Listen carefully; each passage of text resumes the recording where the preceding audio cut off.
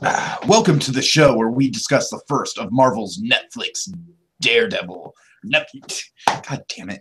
Welcome to the show where we discuss the first of Marvel's Netflix miniseries and discern the truth about why the show stands above the rest. The elements of quality storytelling that other shows are blind to. But not this show. So join us as we start discerning Daredevil. Oh yeah. Tonight we'll be talking about episode 6 entitled Condemned. All right. How you doing, BlueDragonFive? It is ungodly hot at 9 o'clock at night in California. Oh God. Okay, so we're covering the second of episodes 5 and 6, which you and I both agree are, kind of episodes that work well off each other. It's kind of like a two-parter kind of mini arc in a way with the Russians, even arguably leading back even to episode 4, because episode 4 had the cold open with the Russians. So, of course. So really, this is kind of the culmination of the Russian storyline. To be fair, the Russians have been in it prominently since the beginning. So I mean, yeah, obviously, That's true, but they really kind of took over the story when it came to like episode 4, and then the whole "you embarrassed me in front of her" thing. Right. Over and over. You embarrassed me. You embarrassed me in front of her. Okay, so it's kind of interesting, BlueDragonFive. This is actually going to be an interesting discussion because I do think that this is probably my least favorite of the Daredevil episodes. And the reason for that is I feel like and I probably dislike it for the reason you like it, in that I feel like it's a little too self-contained. I feel like it's just Daredevil and Vladimir in a room for so long, and not a whole hell of a lot happens. It's really kind of just the aftermath of the explosion. And I don't know, it doesn't really feel like the ball's rolling too much, this one. Certainly we've got good character elements with Vladimir, and some good moments with Matt. And of course we have a really awesome moment with the Kingpin and Matt kind of having their first, if not their first meeting, definitely the first time they acknowledge and speak to each other. So there's good things going on. But in general, I kind of struggled to even come up with a moment of awesome this episode. To me, it's kind of but that's why these recaps will be interesting, because you're a big fan of this, correct? Yeah, this episode definitely. I think this is kind of like the fly of this season, perhaps. I mean, I can totally see like its ambitions when it comes to that, like being a fly, or even oh gosh, I'm thinking 4 Days Out. No, well, yeah, that's another good one, but I'm also thinking of the episode right after Hank gets shot in the hospital. I See You, I think it is. Oh yeah, you're right. Yeah. So it is a lot like that one.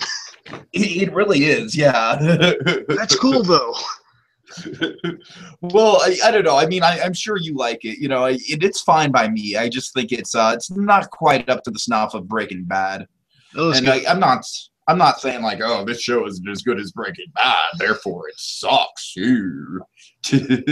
And keep in mind, as I said at the end of the last episode, once the show hits episode 7, I do feel like the show kind of hits a peak where it does get as good as any Breaking Bad episode.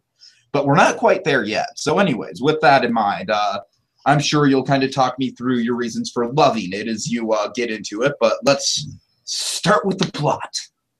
Okay, so in a nutshell, there's some rapid-fire plot at you folks here. Okay, it's basically, as Tiki stated, it's the aftermath of the Russian bombings, of the bombing of the Russians. A majority of the police force is corrupt, as we find. We see Ben Urich, he's investigating this and looking for some connections to the man up top, the question mark, the Kingpin, one could say, perhaps. Don't worry, folks. I know he's fine this time. He just has some technological difficulties. Last time this something like this happened, we thought something bad might happen to Tiki. But he's fine. Just assuring you, he's fine. Anyway, continuing on with the plot here. So, As Ben investigates, looking for his connections to the Kingpin. We got Matt and Vladimir. They're kind of like an uneasy alliance of sorts forming as they're kind of trapped in a warehouse together for a little powwow, a little discussion, trying to get some answers on the Kingpin, man that has definitely betrayed both of them, one could say. Meanwhile, again, continuing with our aftermath here. We didn't really mention this last episode, but Miss Cardenas, she got hurt during the explosion. So picking up from that, Karen and Foggy, they take her to the hospital, and they're kind of lamenting over Matt because they can't seem to find him anywhere or getting hold of him. So they're really worried, as I'm a little worried about Tiki right now, but no, he's fine. Meanwhile, again, big crux of the episode is Matt has a little chit-chat with Fisk. And in the end, we see, it's going to jump into our ending here, Daredevil is framed for the bombings, blame is put on him. There's a few police officers get shot again. Further stuff pinned on the man in the mask, and we have our big Matt gets a. There is a bit of happy ending for Matt here. He gets a lead on Leland Owsley. Okay, so that was an absurd moment. Yes. No, literally. Let me tell you what happened. You mentioned the Kingpin. And I was like really excited, and I went for this card, right? Mm-hmm. But then in going through the card, it knocked my keyboard to the ground, and it pushed F5 on my keyboard, which restarted the whole thing. So in my excitement to go for the, I'm like, oh, Kingpin, it's in the Kingpin. Yeah. Okay. And in the end, Vladimir makes an awesome sacrifice, and that's basically the episode in a nutshell. Oh yes, our dear Vladimir. Mm-hmm. Okay. So with that in mind, I apologize for that little inconvenience there. Well, at least it wasn't a sniper. Well, at least it wasn't as bad as the incident earlier this night, which caused us to have to delete an entire show. But we won't get into that, because that's honestly what I was worried about. I was like, oh no, not again! Curse you, Wesley! Oh god! No, it's not Wesley's fault. It's Barbara's fault. Dang it, Barbara. Come on, Barbara. All right, okay, anyway. Let's get into some arcs. Okay, so let's start this with Matt and Vlad. Appropriately enough. Oh yeah. Okay. What do you got going on? Okay, so Matt, getting off from where we were last episode, and definitely this episode, Matt sees just how much influence Fisk has firsthand with all this corruption. Again, firsthand last episode with the stuff in the police station, but also firsthand literally with like all the corrupt cops around him. He literally has to. There's that bit with the young rookie. He has he's now in this paranoid place where he's kind of questioning if everyone's corrupt. But again, firsthand is in the beginning of the episode where we pick up directly where we left off. Where he's I had a really cool kind of slow-mo dynamic. Yeah, there's this great bit at the beginning of the episode. I kind of don't you freaking move. It's done greatly in slow motion, just kind of playing with Matt's senses there, and then basically it's interesting that he's willing to be arrested. It would seem. Yeah, he is. Yeah, because again, he believes in the system and he believes in law and order. I mean, he was, and I think he's also acknowledging that he was almost going to go too far. For Claire, and he might have perhaps killed Vladimir for all we knew. Because again, Vlad's the guy behind her being severely beaten. Anyway, so following that moment, then he hears they're about to waste Vladimir, and then he realizes, oh my god, they're corrupt. He springs into action. I love the fact that he could have escaped at any time and beaten the crap out of him. And I love that action does come back to bite him big time towards the end there. Oh yeah. So the point is, that's what I mean by firsthand. This episode, he firsthand sees the corruption of he's willing to turn himself, and then he realizes, nope, can't do that. These guys are corrupt. So right. This is kind of Matt's low. This is one of Matt's. It's kind of like a two-part of Matt's low points in this season. This is part one. Part two, I guess, is coming up a few episodes from now. When when he's just completely injured and incapacitated on basically when he's held together by strings. Oh, yeah. It was a ninja, I think. Yeah. And again, the big thing with Matt's arc here is it's continuing on the theme presented this last episode, the question of how far is Matt willing to go, which let's just say everyone, Vlad and the Kingpin, are really posing to him this episode. Oh yeah, for sure. How far you're willing to go. Because Matt doesn't want to cross that line, but he's realizing more and more just how powerful the Kingpin is. It might have to come down to that. And it's kind of funny because we get a situation that, dare I say it, is almost close to the Breaking Bad moment where Walt lets Jane die. Interesting. Oh yes, we do have kind of a. They have two similar kill moments of Walter White. Of like, I mean, I realize that it's two completely different circumstances, but if you think about it, it still kind of plays on the morality of like is watching someone die as far as you'll go in terms of killing them? What line is watching someone die and not doing anything about it? true, true. It's like we actually have two kind of Breaking Bad death reference moments here of like, with Jane, yeah, perhaps, but also more so, as you mentioned previously, with there's definitely a Crazy 8 parallel with Vlad here being kind of that. Oh, absolutely, absolutely. Being in that situation where you're really just kind of paired with someone, you're really just kind of getting to know before you're faced in a position of whether kill them or not, or you're in a position of someone's going to die in this room here. Mm-hmm. So definitely there's a big Crazy 8, and of course Crazy 8's death and Breaking Bad after that happened, that just shaped Walter White, just showing how far he was willing to go to survive. That was essentially the enticing, or the opportunity for change that Walter White took very early in the series. And the inciting incident too, because without Crazy 8 getting involved inciting incident as well, yes. Yeah, so basically, Crazy 8 never gets enough props, by the way, because that guy's very important to the series. Yeah, no, absolutely. Yeah, he is kind of the guy that got everything rolling for sure. Okay, anyway, so back to this episode. So yeah, we see. I'm glad you brought that up too, with the whole Jane thing, because I love how we see with Matt's arc here is that Matt does everything within his power to keep Vlad alive. He literally does everything within his power. And I emphasize power because he. I'm convinced. And I could be wrong here. I'm convinced he hears his heartbeat. He matches the pounding on his chest to restart his heart in the exact sequence. Oh, that's a nice theory. Now I could be wrong. Like, the way he pounds on the chest and like the power of the third one, it sounds a lot like he jumpstarts his heart by pounding in the right pressure point sort of area. And once again, it's a great example of how him listening to the heartbeats is like a tool that he has in his toolkit that he can use in a variety of different ways. Which is great. Mm-hmm. Right. Okay, let's see. And again, also, I love this kind of this episode is really true to the Matt Murdock character outside of the costume, because it's interesting. Now, remember that one episode we pretty much got a lot. It was mostly it was mostly Matt Murdock with like two glimmers of Daredevil. In this whole episode, we had all Daredevil. Oh yeah, and it's definitely the first episode in the series that goes that far. Yes, and with that, just seeing this episode, all Daredevil, it's funny that he emulates a lot of Matt Murdock, because like a lawyer, you see kind of the lawyer processing of the world, where he's trying to sell someone on giving him what he wants, trying to he's trying to get a confession out of a guy almost. That's exactly what he's trying to do in a way, yeah. That's the premise. He's getting the confession out of the most stubborn client. He's either trying to take on the most stubborn client in the world, or he's trying to just get a confession out of the most stubborn guy he's prosecuting. Mm-hmm. Which is really kind of a good premise for an episode, I thought, just given that. Of course, big thing here we mentioned, he's got his first interaction with Fisk, which, by the way, I love so much that it is. We're going to touch on a little more detail later on, but I just love how I love how his first interaction is all audio, which is how he was first introduced to the Kingpin in not the first episode, but in the comic. In the third episode. In the third episode. Right. What about the comic, though? In the comic, I don't know. The Kingpin was just always kind of like the word of mouth of like, you don't cross the Kingpin. Sure. I'm not sure if his first one was like audio in the first one. It would be cool if it was, but again, regardless, it's still a great scene. Again, I'm not like, I don't know, I'm not an encyclopedia on Daredevil, but I know the gist. No, yeah.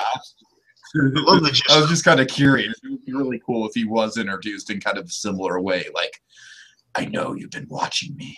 I know you've been asking questions about me. I think it's time we meet. Oh, that's so great. The point is, I love how Fisk, like, he heard the music leading to Fisk's car, and that's just kind of like how he met him through audio. And now he kind of hears him through. That's how he's talking to him. He's Fisk acknowledging that we're not there in person, but he's like saying, "Can you hear me?" And of course, he can hear him because that's what he does. It's so great. I love that. Anyway, so he's getting Matt's arc here, continuing on with his arc here. He's learning that he may have to up his game to he might have to up his game to killing to tip the scales in his favor, which is something he's really having trouble doing because he knows. Oh yeah. And again, he's also in denial of being ineffective. He's really in denial of being an ineffective version of Fisk, because when he's just confronted with that information, which again we'll touch on a little bit later, that you're just this idea of we're very similar. Says no, I'm not like you, and says yes, you're. I'm doing things that matter. You're not. We could probably make a 2-hour thesis video about the connections between Matt and Fisk. Again, just the idea he's just hearing that he's like Fisk infuriates him so much as we are not. I am not you. Oh, it's so cool. Yeah, but it's incredibly inspired the way that the show goes out of its way to show that indeed they are quite similar. And speaking of that, let me round some of the math stuff out before we get more into Vladimir here. I love that by the end of this episode, similar to the Kingpin in episode 4, Matt, by the end of this episode, he's at a very low point. But there's a glimmer of, he sees how little he's mattered at this point, just in the grand scheme of the Kingpin. However, there is a glimmer of hope with like the fact that he now has a name for the big weak link in the Kingpin's organization, Lee Linnell's. So I mean, it's funny. Now, remember how Kingpin was in episode 4. Remember his date was ruined. He was very upset by that to the point where he wanted to dent his car door with a man's head. Of course. but importantly, there was a glimmer of hope of like she wasn't done with him. So remember he said like, if you want me to leave you, just say so. Like admit to me that you have not had a good time tonight. I want a reason to stay. Yeah. But you see what I mean, though? It's the idea that the glimmer of hope there, and now there's a glimmer of hope in that, even though really things have been crushing around him, though. So Vladimir, he's really angry over his brother's death, regardless of the truth. So again, Matt, interestingly enough, presents him with the truth. But his anger is still there. He's still, Daredevil had a role in his brother's death because we were going after you, and that tied us in with Fisk, and that's why Fisk that have ultimately led to my brother's death in the pursuit of you trying to make your little difference, but you can't because you're a stupid child trying to make a difference here. It's stupid. Okay, so at this point, like, just refresh my memory because I've said this before, but 5 and 6 kind of runs together for me. But at this point, does he know that that the masked man wasn't behind? Where's the card? And wasn't behind Anatoly's death. Yes, in this episode he finds out. Like, Matt just tells him directly, and he believes him because he says, "Well, okay." Well, remember he was after both Fisk and Matt at the end because he found out like there's because I remember in episode 5 he gets the information that Fisk was. I think he hears that Fisk ordered the masked man to kill to kill Anatoly. In episode 5, he's under the assumption after he hears the car. He basically had Fisk ID'd Turk. ID'd Fisk in the car. That's right. Which, by the way, is part of Wesley. Guy. Which, by the way, I'm pretty sure is part of Wesley's plan. By the way, which is brilliant. And so the point is, he assumed that the masked man is working for Fisk. Right. And then in this episode, he finds out no, they're not working together, but still he's part of the blame. So episode he finds out he wasn't working with them. Okay. Sorry. All right. Let's see what else we got. So basically, his anger what else we got going on? His anger is over his brother's death, and regardless of the truth, he's still angry at Daredevil's role and things. Let's see what else here. He hates. I love this idea. And there's a real brilliant thing in the grand scheme of things with Vlad's arc. He hates being a pawn in things. Absolutely. And it's what cost him his brother. So he wants to be in control of his fate, of his own destiny, which by the end of this episode he is. Mary says, "I don't die. I do not die this way. This is not the way I die." All that stuff. And throughout the episode, at the beginning there, he and his brother were in a position of power, which debatably, again, I don't know how joking they are with this, but they were princes. I think they were princes, what I like to think. I wouldn't be surprised. Anyway, so basically they were in a position of power, and from that point forward, they were kind of demoted into working for, again, if you want to look at the chess parallels here, king, pawn. Exactly. So again, they absolutely... So at this point, what? They're like knights? Maybe. I don't know. Or not even as good as knights, bishops. Well, I mean, they feel like pawns, but they're probably knights. I don't know. Right.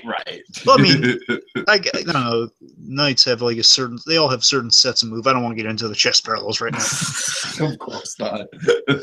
My point is, just being a pawn in things of like just in a position where they're beckoning to the kingpin. They hate having that power taken away from them. And at this point, Vladimir realized, well, even my brother's gone now. I don't know, I guess maybe the other pieces make sense because only 2 in a set. Maybe like brothers 2 in a set. I don't know. The point is, Just the idea that Vlad is he's caught in between. He's a pawn in between the chess battle going on between Matt and the Kingpin. He hates that being like, you need information from me? Well, screw you. Mm-hmm. Oh, yeah. Oh, yeah. He says, suck my something or other, but I don't want to get into that. Basically, you want information to take him down? He wanted me to take you down. You know, screw you. I lost my brother. You can die for all I care. Right. That whole thing. You need me? Well, screw you. Well, I'm not going to die this way, but I'm not giving you squat. And again, also, I love this. The idea throughout this whole thing is really defined towards Matt. You know, he views Daredevil as a joke. You know, you think you can win, but you know, especially you think you can win, but no, you can't. You really don't know anything, as he kind of says through. Let me play a little bit of that, just kind of show you the dynamic Matt and Vlad have, and kind of boxed in here.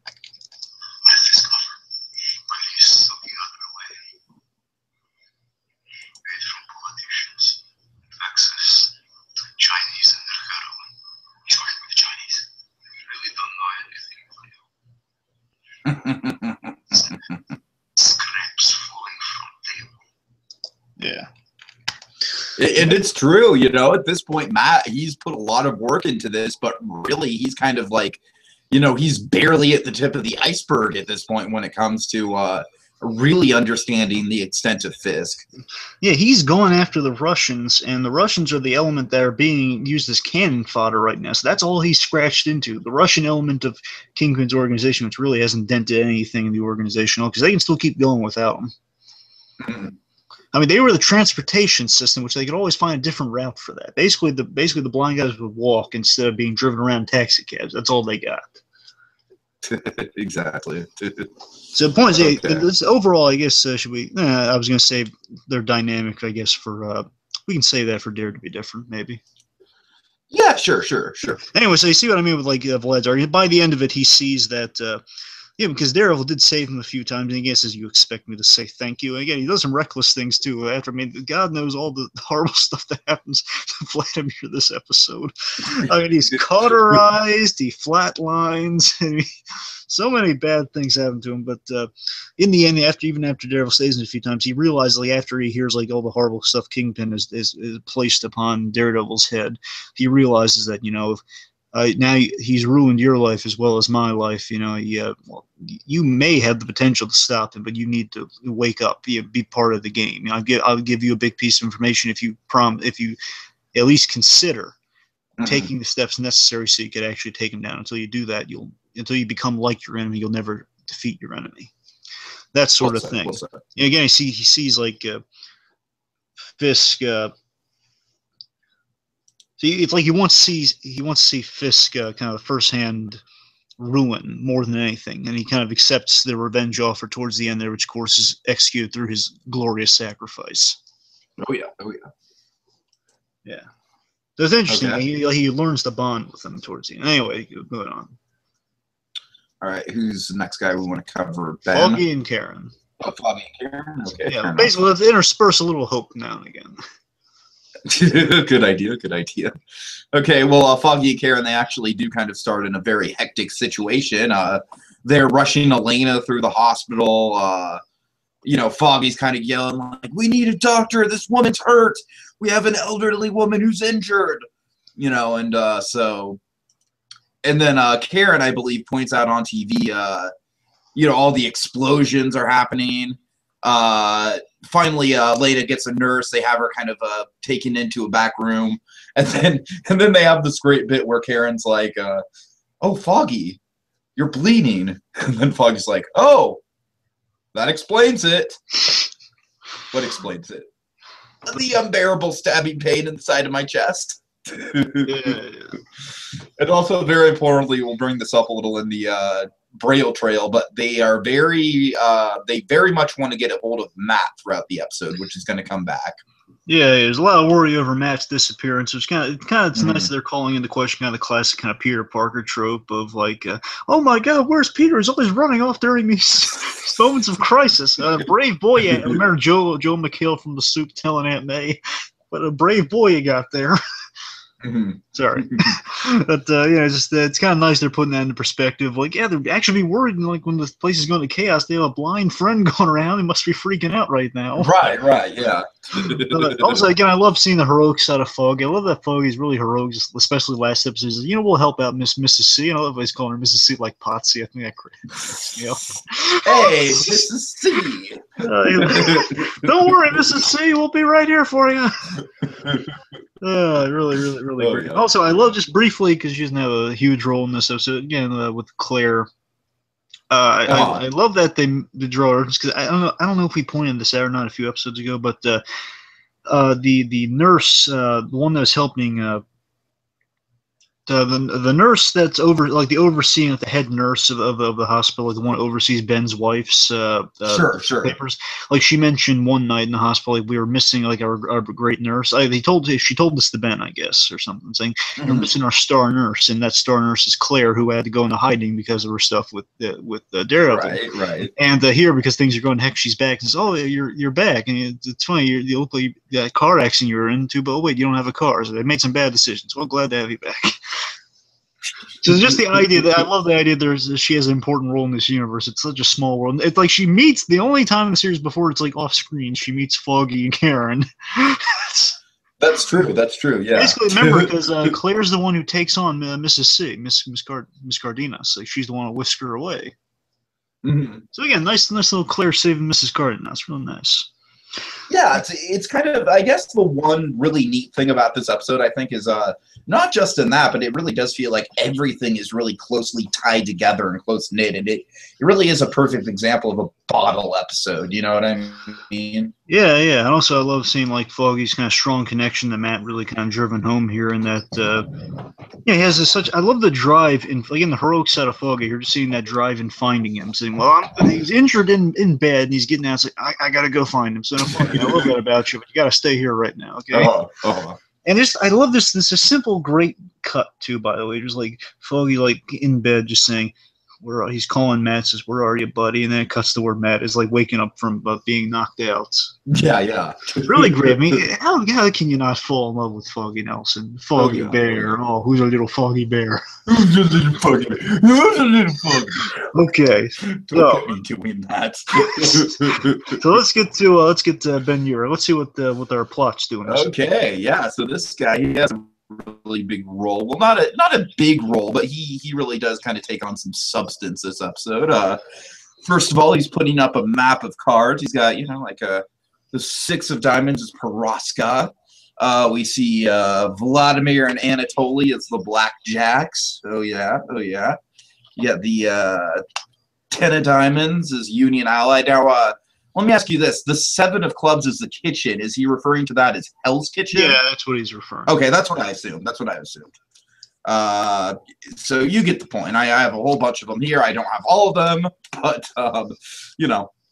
I have as many as I could come up with. So what do we think of these cards and kind of what they represent symbolically? One, I thought the card thing was brilliant just when I saw it first kind of utilized. Like he's making a little interconnected web, and he uses cards as thing, of course, with the head one being the kingpin, which I thought was brilliant as a way of getting the kingpin there, I'm not going to knock it over to get it this time. Here.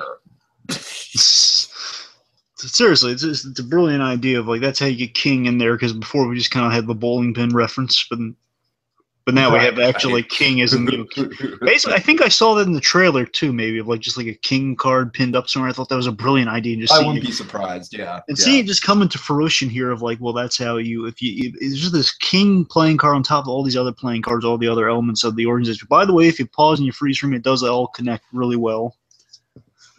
I'm sure it does. Just take my word for it, it does. And this, I love at the top, there's a question mark over at this point in time. There's a question mark over the identity of this like king ahead. And I love on the card to itself. Maybe not as well represented at this moment on this card, but in the episode you see like it's like covers the face of both sides of the card, so you really don't know who's king. Come on, give me some credit, okay?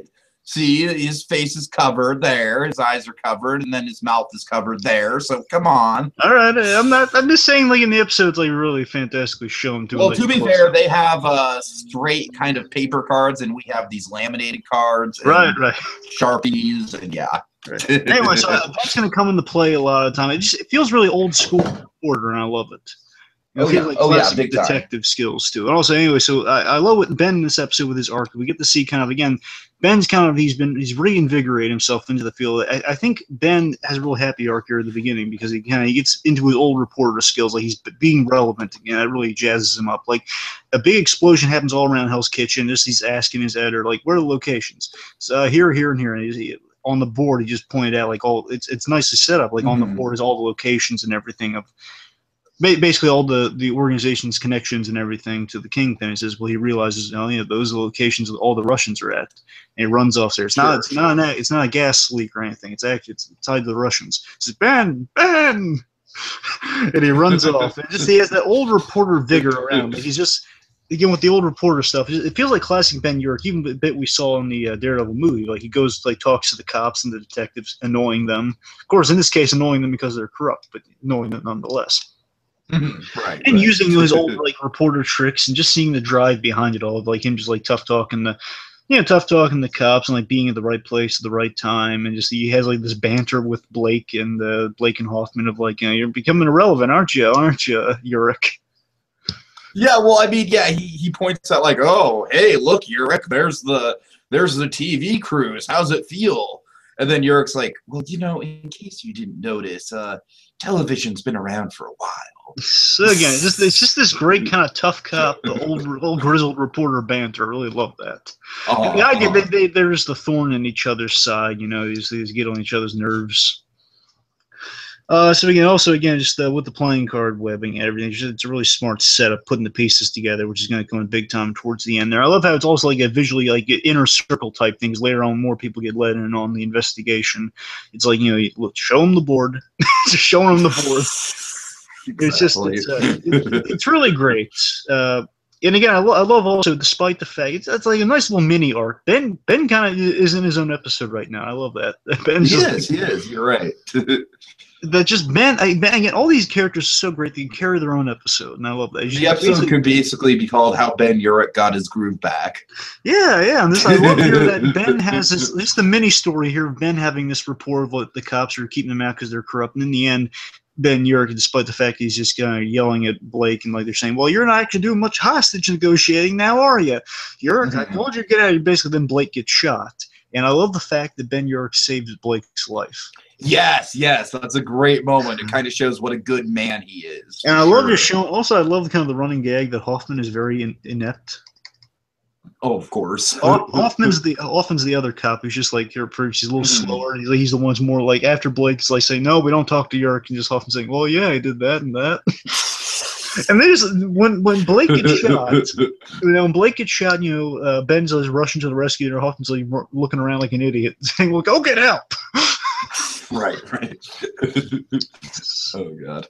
All right, really great. Okay, with that. So again, he's also the last thing with Ben's arc, just in connection with Kingpin, so we can bridge to him. Sure.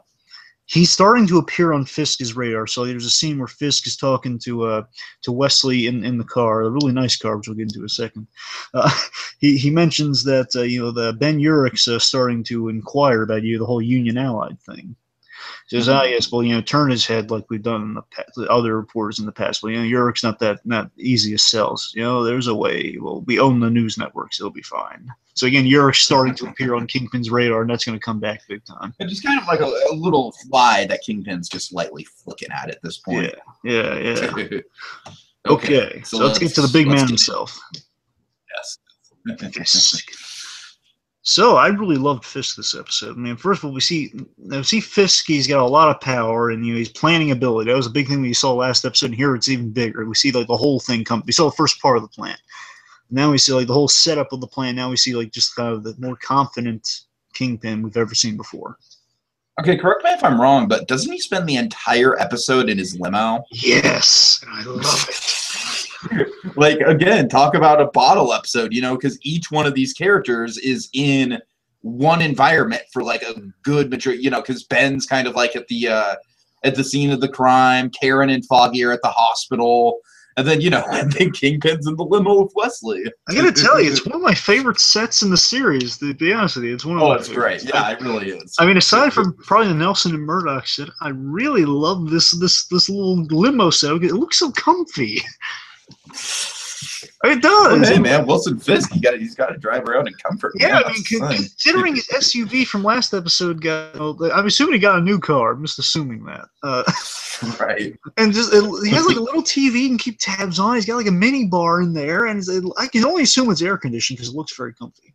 Oh, of course. I don't know. I just really love the set. I just love him and Wesley. Just his buddy Wesley's there, and they're all comfy and cozy, and he's just like comfortably talking to Daredevil.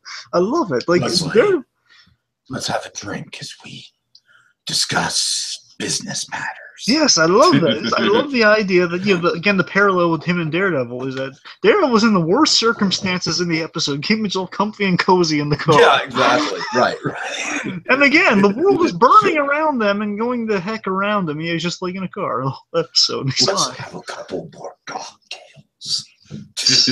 Oh, but seriously, again, I could go on for more minutes about how I love that car, but I'm not. Anyway, so we see with the Fisk's arc here, he's really good at improvising, and he's like kind of wavering the odds into his favor.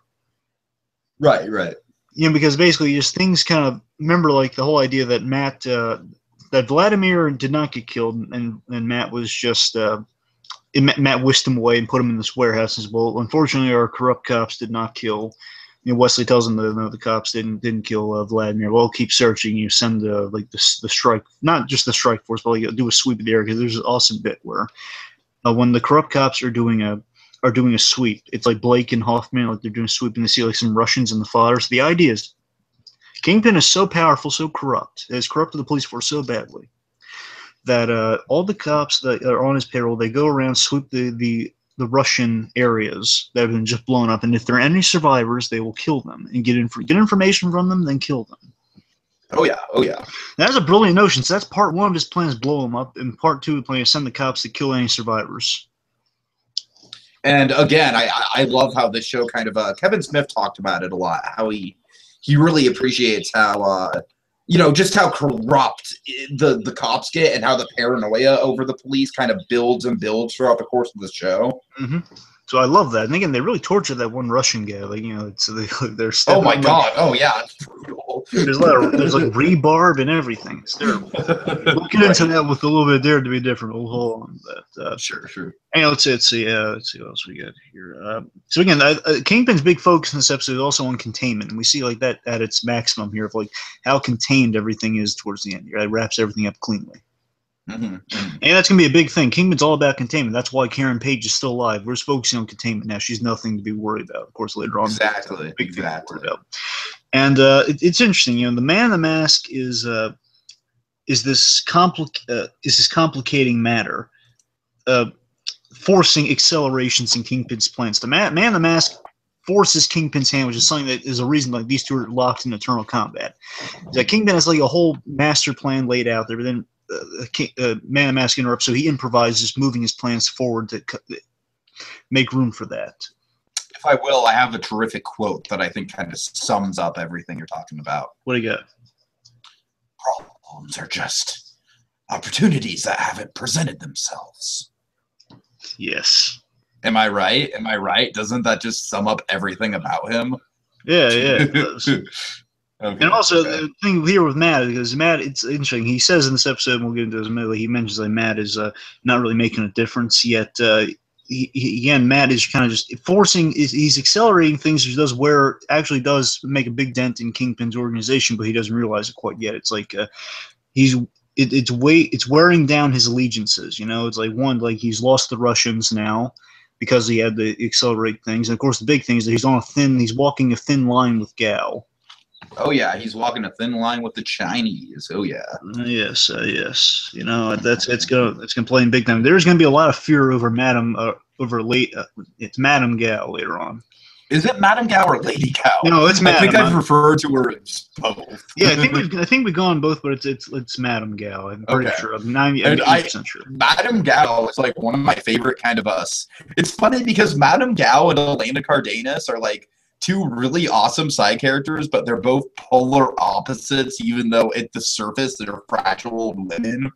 Yes. Well, And remember, Cardenas is just awesome because, you know, she's just so outgoing and, you know, so genuine. And then Madame Gao is awesome because she is like just this fragile old woman, and yet she commands so much respect and so much fear. Well, remember, we're going to see she's not as fragile as she may appear later on. Very true, very true. Oh, God. And again, even the Kingpin fears her a bit. Remember, he's a little afraid of her. Oh, he absolutely does, yeah. Again, he doesn't want to get on her bad, so he realizes, well, there's no lying to that woman, so he's going to have to be really respectful towards her. I love the moment where it's a couple episodes ago where he's like, Madame Gao, can I walk you to your car? Oh, yeah. Really great. Just going out of his way to try and be polite. Anyway, so the huge thing with Fisk's arc in this I really loved is that we see Fisk operating in kind of this shadowy, controlled environment again in the car, which I've gone on about, but. The point of him being in the car is that he is protected. He is in control. He doesn't have to get out of the car, and he's basically in his wheelhouse of power right now, which is really exactly right. Because we've seen before when he's going after Vanessa, he's going out of his comfort zone. That's why he's been in a little bit of a weaker position. Now again, we see in this episode when he's just at his optimal strength is when he's again kind of like Michael Corleone in The Godfather. When he treats things like a business, things work out greatly for him. You know, when it comes to business, he's the best at it. When it comes to like the personal relationships and kind of social stuff, that's when he wavers a little because he's walking the uncharted territory, which with Vanessa he'll get better at, but still not as better with. But you know, we'll make a few strides there. You know, baby steps. Yeah. So again, it's interesting here. We get a big thing with the Kingpin's arc here is that one. We see he owns the police. He's that great line says, well, we'll just let the police do their jobs. That's what I pay them for anyway. Mm-hmm. And you see, he views himself as a hero, which is going to come back big time. And he views himself as a hero like Daredevil, doing what's necessary on a scale that matters, which we'll hear later on. And again, he's manipulating a flawed system. And breaking it, you know, he's manipulating a flawed system, breaking it to make it work, to make it actually work in his eyes. Which, to be fair, does get things done. I would say he's kind of like a little bit of an Ozymandias, kind of on a lower scale, whereas Ozymandias once controlled the world. He is kind of doing all of this, like kind of. You know, he wants to tear Hell's Kitchen down to rebuild it in a way. You know what I mean? Yes. And again, it's kind of like a very, very small scale equivalent to Ozymandias. It's actually interesting. I want to bring this up. I'm not going to take much time with this, but it's interesting with the Age of Ultron. With the Marvel villains of Phase 2, a lot of them, not all of them exactly, but a lot of them are all about kind of destroying civilization to rebuild it anew. Because you have one Kingpin, Ultron, the other one being Alexander Pierce from Winter Soldier. Yeah, exactly. Right. Those three in particular, they want to do kind of the same thing, but on different routes, though. Like Pierce is on a bigger scale. Actually, yeah, come to think of it, yeah, I remember the whole, like, I did think Pierce's plot was a little bit too similar to Watchmen, which is probably one of the reasons why Winter Soldier didn't stick with me as much as it stuck with a lot of other people. I don't know. Like me. Yeah. Anyways, are we done with this? Let's see. So again, he's successful without a hitch. This is a great villain quality. He won in the end. Kingpin. He won this. Nothing went out of Kingpin's way, really. Oh yeah, sure, definitely. And he offered Daredevil a chance to pull the trigger on the Russian, and he didn't take it. So he tried getting Daredevil to go to his side, which is pretty impressive, you know. And again, I love that he's truthful with Daredevil also. He's really direct with them. And see, when he's in the position of power to be direct with people, like with Vanessa and with Wesley. Daredevil's it goes right back to that honesty thing we were talking about from last episode. It's interesting. He seeks truth, and he gets it from the Kingpin, but he can never prove it. It's like the ultimate kind of... It's kind of like the Batman-Joker dynamic with these two. Like, Kingpin will be more than honest with Daredevil because he knows he can never prove it. Exactly. And again, it's interesting. One last big parallel with the Kingpin before we blaze through the other stuff. Kingpin, in a way, with the whole thing, his confrontation with Daredevil at the end, it's like he's burning the last. It's like burying the last of his humanity almost. Now, in Kingpin's mind, later on we're going to see he definitely is a human guy, and we know he's a human guy, especially episode 8. We're going to find that out. Definitely, he's a human guy. Oh my God, yes. Now, in Kingpin's mind, though, I'm convinced that Kingpin views himself as just kind of this boss who, until he gets closer and closer with Vanessa, he realizes that he can only be this guy with business. He's become something. He's become bigger than what he was as a child, which again we'll see. And in a way, this is him. Like Daredevil is a nostalgic reminder of what he set out to do if he was more earnest and more hands-on about things, and he admires that about him. Now, that human touch that Daredevil represents, he is the last. I understand where you're coming from with this, but you're approaching it the wrong way, and I try offering you a chance to help me out here. But since you turn it down, I'm going to do what I need to do, which is completely necessary. It's getting you out of my hair once and for all. So I can't toy with the notion of like a lighter way. I'm going full dark side here. You're going to have to bury you. I have to bury, but basically I'm burying the last remnant of hope with you, fella, which is basically burying you under kind of rubble of pursuit. Okay. Anyway. All right, so yeah, we do kind of have to breeze through these next ones. So let's get to it. Dare to be different. Okay, well, I think just in general, kind of the structure of this whole episode, like we said, it's like everyone kind of has their key location. I mean, Ben's obviously he's at his office at the very start of the episode, but then after he spends most of the episode at the scene of the crime with with the cops and everything. So. Really just the way it's all structured with Matt and Vladimir up in the building, the cops, the cops and Ben kind of around the building, and then, of course, Fisk and Wesley kind of off doing their own thing in the limo. Claire kind of being in the, kind of being like in the middle of the hospital and then kind of participating in the stuff with Matt to a certain extent. And then Foggy it's just, you know what I mean? Just like it's talking about it, I really appreciate this episode. Again, it's just the box. It's seriously, it's the box format really serves these well. I mean, it allows for all this development. That's the thing. Mm-hmm. It's like Kingman doesn't have to leave the comfort of his limo to have all this character development. Again, Foggy and Karen, they have a lot of stuff here. Again, Foggy is a position of weakness here, and that just kind of emphasizes why he needs to stay in this location. Daredevil has all this kind of this stuff happen in this. Basically, Daredevil has a play in this episode, pretty much. Almost. Exactly. It's like a play with Daredevil here. He has like all this great, like basically sways a villain to the good side almost. Like in a way, basically he gets through to the villain, and they have this kind of odd couple like dynamic of like I don't like you and I don't like you, but we need each other. Yeah, you know what I mean? Yes, it's very dark odd couple, but yes. Yeah, it's really interesting just seeing I thought it was such a great premise. And other shows have done this, and that's the box format is like it's a great premise for an episode, and it usually gets pulled off really well. Like all it's funny because it's like a cost saving measure, but sometimes it leads to some of the best episodes of a series. Yeah. Fly, I think, being the go-to kind of gold standard example. 4 Days Out was a great one. But also, 4 Days Out was great, but I think Fly is kind of like the quintessential bottle episode. Of course, like the before Breaking Bad, way before Breaking Bad, All in the Family, they did a few box episodes, and they're really great. That's where they get to basically two characters are the only ones in the episode, and they get to the really heart of the issues in the story because these two only have each other to play off of. And again, that's the purpose of this episode. Basically, this whole purpose of this thing in the season, the episode, was to just really get to the hearts of what these characters are going after. This is kind of exposition on a really great character bouncing off of level. I think it's interesting, like in terms of this is the first time that I believe we never see Matt without his costume this whole episode, right? No, we never see him without the costume the whole episode. And yet there's very little fighting and very little action. So I think that's a really interesting kind of contrast. You know what I mean? Yes, I mean, the action's there. So basically, the episode has energy in it, but it's just at the right place of like when it's absolutely necessary, which, of course, maybe parallels the plot of like doing what is necessary. The action's really kind of just right at the end, right?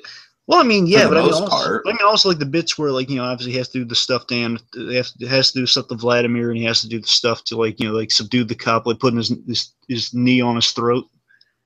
Right, but that's more kind of interrogation stuff. Exactly. So, I mean, it's barely any action until the ending, right? You get a little bit basically only have action when you need it. It's all tension. A lot of tension in this episode, which is really great. Sure. And again, the big tension, like a lot of the big tensions, like who you can trust with all the corruption, was really well pulled off. Again, corruption you can pull off in a variety of ways. Here was played off really well. We've seen some other elements here. I'll talk about that in my blinding moment of awesome. Sure. Again, some great arc possession with Vladimir, which I thought I was really impressed. Only in 2 episodes, really, Vlad had to really shine. They did it so fantastically well. You're Like right. him and his brother.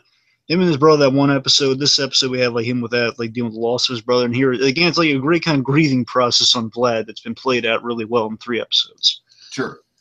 Again, I mentioned there's powerful interactions over radio, which we'll get into. I like the idea, like just seeing this rookie Stevens and like and the bit with the radio, like Kevin Smith's everyone's talking about, like the whole like it says like just okay, tell him tell the cops you made a mistake. You don't need backup. So, I need backup 2nd floor. So it's like it just shows you, and simultaneously there is hope in Hell's Kitchen, but at the wrong time. Right, exactly. Yeah. And again, I love that it's interesting. The hero loses in this episode, and he loses big. But again, there's a glimmer of hope. But still, the idea the hero loses this episode, that's a rarity. Mm-hmm. The way he loses is a rarity. Again, oh yeah. As mentioned, it's very gritty medical and interrogation procedures. This episode, mainly medical, I say, because of the whole cauterizing thing. Ooh, yeah, and I love how much Claire enjoys that. Yeah, you rarely see the cauterizing is something you rarely see on TV these days. It is an actual thing. They did it in Lost a couple times. I mean, I saw it in like an animated Batman movie once where he cauterized the bullet wound, and so it's a real painful thing. But here they show it in really great. I love the idea that he's unconscious, and they says, "Well, how will I know if it works?" Well, he'll tell you. It's like something. Well, it's actually that's from another episode. The point is like Hill's screaming. Basically just burns the side of him to close the heat closes the wound, kind of Star Wars style. It closes off the wound, and in doing so wakes him up. He has to. His love. That's what gives him away too. Like just the screams are so loud, so pained. He has to put even the hand over the mouth doesn't help. Oh yeah, it's really gritty. This episode's really gritty. I just love like the dusty location they're at, and just how dilapidated it is, and like literally they're breaking through floors and everything. Oh yeah. The scene where they break in through the floor actually reminds me of the opening scene of the movie. Oh yeah, you're right. Yeah. Okay, one last thing. thing. Ben Affleck goes into his monologue like, "They say before you die, your life flashes before your eyes." And that's true. Okay, last thing here. I love how the aftermath is played realistically. So it just makes sense overall that after 6 locations in Hell's Kitchen in a city have been blown up. Well, what's the aftermath? The hospitals are going to be bustling like crazy. Exactly. Yeah. The cops are going to be busy and stretched thin, and that idea I thought was really brilliant. That's what explains kind of this situation of this episode. Yeah, and just really, it's kind of a compliment to the series as a whole. Is that the episodes kind of like lead into each other really fantastically. Okay, take us to a moment of awesome. Okay, well we should say hold on. Let me get it proper this time.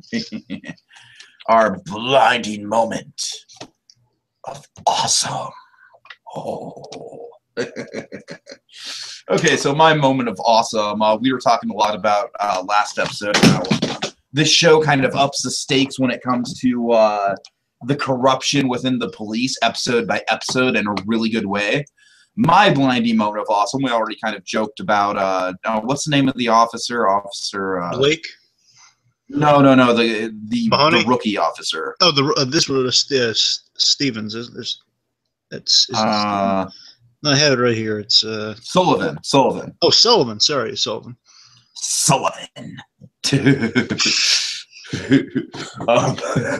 Yeah, so we already talked about Officer Sullivan, calling into the cops, which, as you said, is a good indication that there is still some honest cops out there, just at a very wrong time. But anyway, so I love kind of the how the SWAT team comes in, and just the idea that a whole SWAT team can be corrupt and under Fisk's control, because they see Officer Sullivan, they see him tied up and gagged and everything.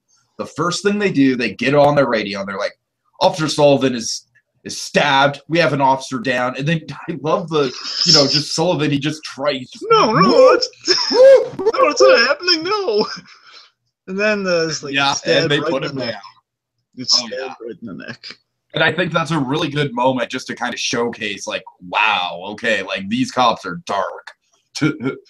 Okay, so that's my blinding moment of awesome. In my blind moment, awesome, just so I don't go on too long, I'm just going to play the clips. Just basically, these are moments of awesome. Just the whole Kingpin conversation is boiled down to a few parts. Why am I not surprised that that's what you picked? This is so cool. How can you blame me? Oh, yeah. I play a little bit of that for it, and I'll give you my runner-up. Here's the moment here. Okay. Murdoch Vision.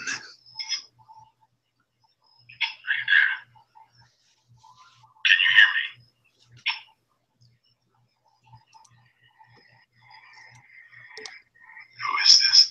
I think you know. You've been asking about me. I thought it was time we spoke.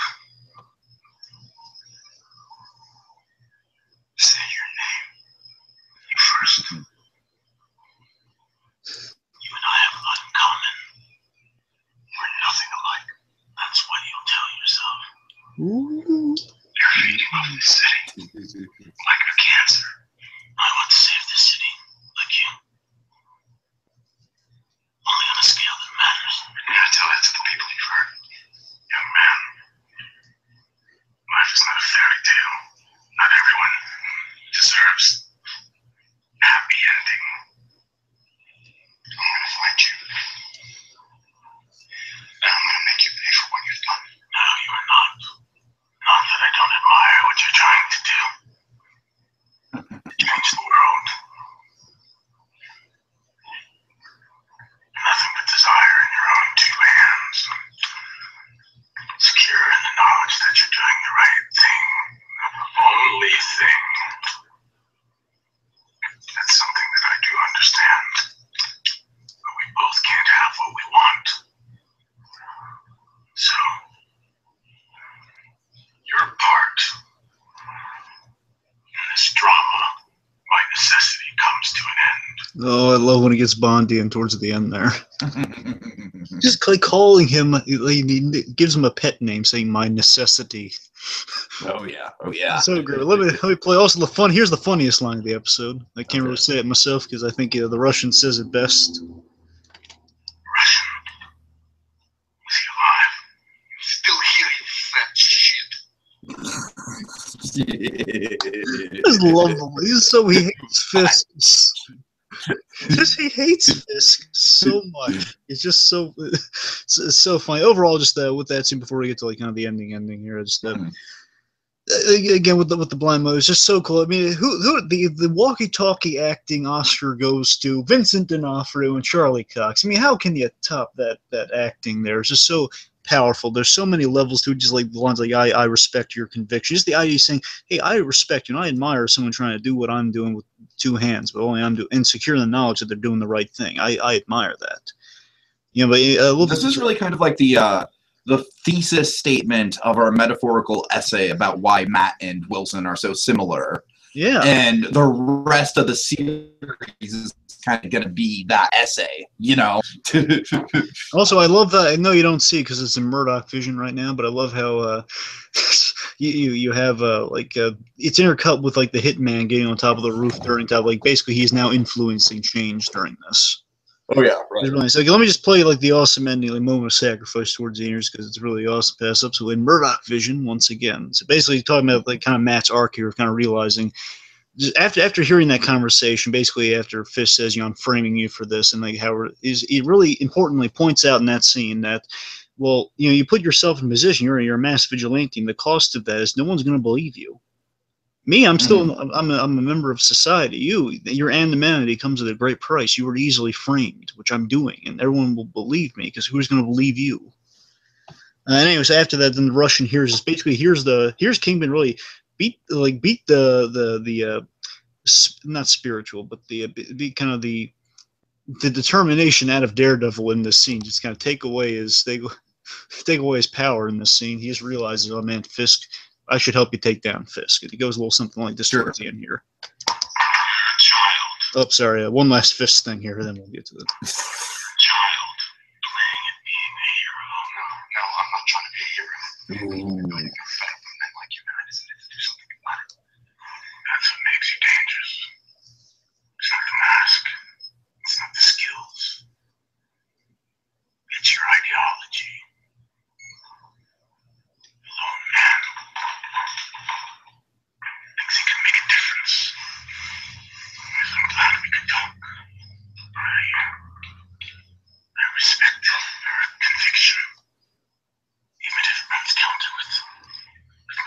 Awesome. Keep killing yourself even more. It'll make what I'm gonna do to you so much more satisfying. Your part ends tonight. Yeah, that's true. Others will take my place. They'll see what you're doing, and they'll make sure they won't. Yeah, I love how Kingpin's just like tearing him down the whole time. Your name, your very existence,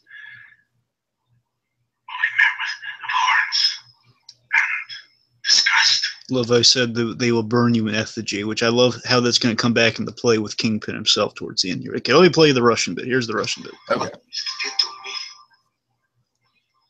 you will do to you. You will do it to everyone you care about. Mm-hmm. Will you feel the same way then? Or will you be men? Do what you know you must do.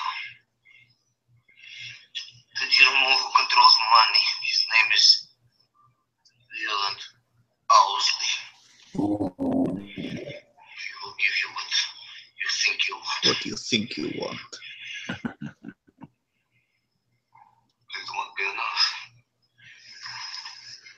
So after Daredevil makes his exit, taking advantage of the sacrifice, Murdoch Vision goes a little something like this. Awesome bit here.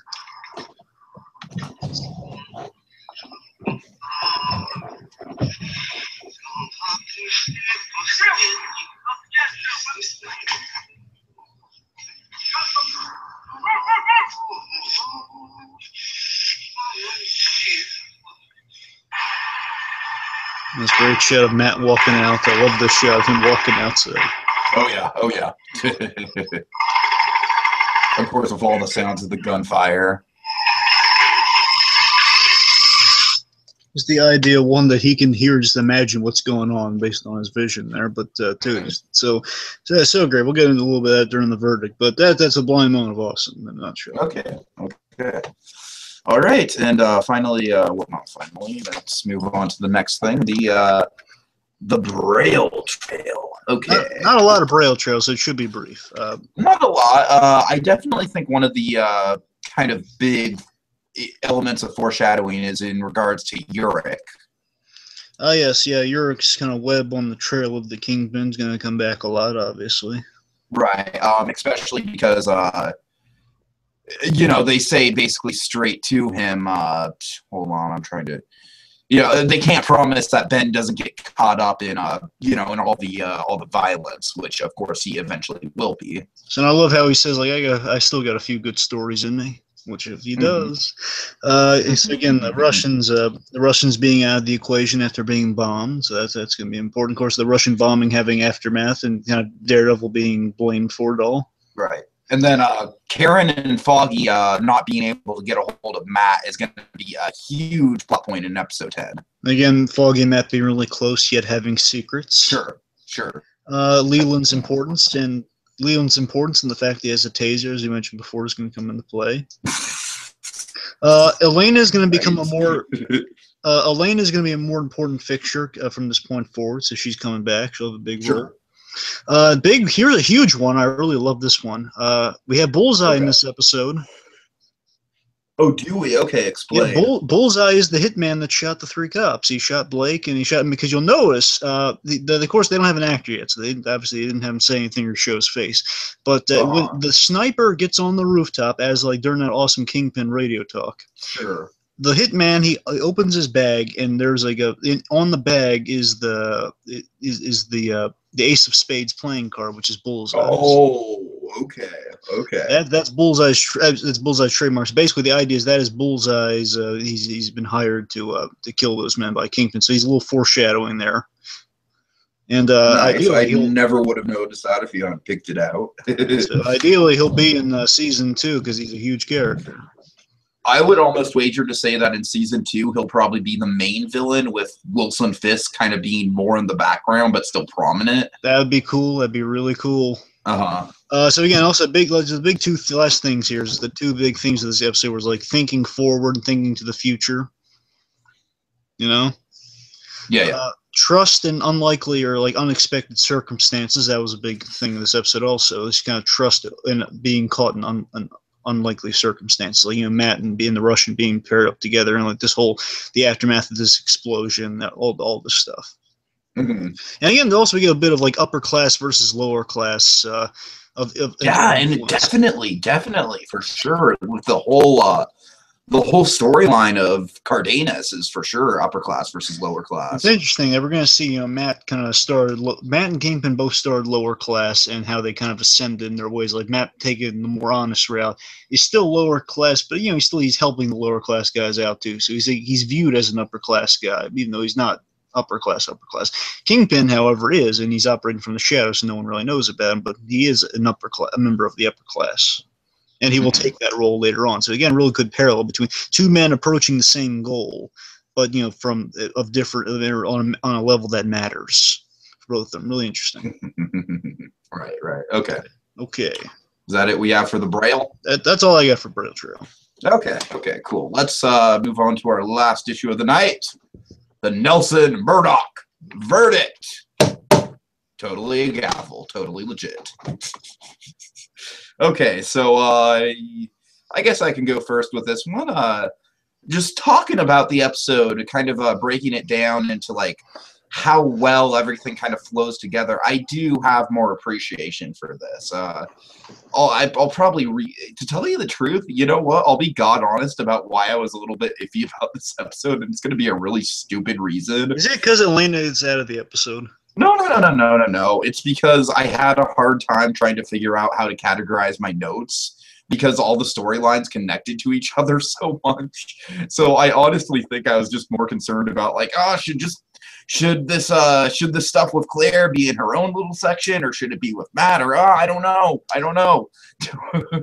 So I know that's a ridiculous nitpick, and I feel stupid now because this episode's really good. It really is. I mean, I still would have to wager to say it's probably like it might be in my bottom 3 or 4 episodes of the series, but keep in mind the Pixar theory, everything's a diamond and whatnot and so on and so forth. So all right, but yeah, I like it. It definitely has a lot of moving parts that work really well and fit together. Yes. I thought this was a fantastic episode premise, like great idea of like, well, we're going to put Daredevil at a low point in this episode. How we're going to get him there, and we're just going to really kind of put Daredevil through heck, but also just show kind of the charm of Daredevil that he can reach people, because he can knows when people are lying, he knows how to get through to people because he's a lawyer. Mm-hmm. The idea of just him being what this episode boils down to. Don't remember, the Kingpin stuff is phenomenal. That goes without saying. Him and Matt, it's like Luthor Superman type stuff. It's fantastic. Yeah, as it always is. But I'm in love with the kind of the Breaking Bad-ish notion of this idea of like, Daredevil is paired up with a guy who hates him, and just hates not even just the fact he was framed for the whole brother thing, the fact he's involved, and he just hates the fact this guy thinks he's making a difference, just making my life heck, and my brother's dead, because the point is these two characters do not like each other in the slice. And you beat up Karen, my brother's dead because of you. These two really don't like each other, yet they are forced to kind of have this grudging relationship, this grudging respect for each other almost, because they put each other through. Again, very much a crazy kind of situation going on. Yeah, I mean, he burns the crap out of him to save his life, and again, he does that also, and then it brings him back from the dead. Says, "What happened? You died." Just this great thing, even after he saves him after he cauterized the thing, he tried to escape, and I'm amazed that he did not die and will fall down. By the way, that Russian is super resilient. Right, because he even mentioned that the bullet's still inside of him, and it'd be a bad idea to move him around too much. And I just love the Russians. Like they have these great. We didn't give enough justice. They have a great banter and like quips at each other, saying, "I love watching you bleed on the floor."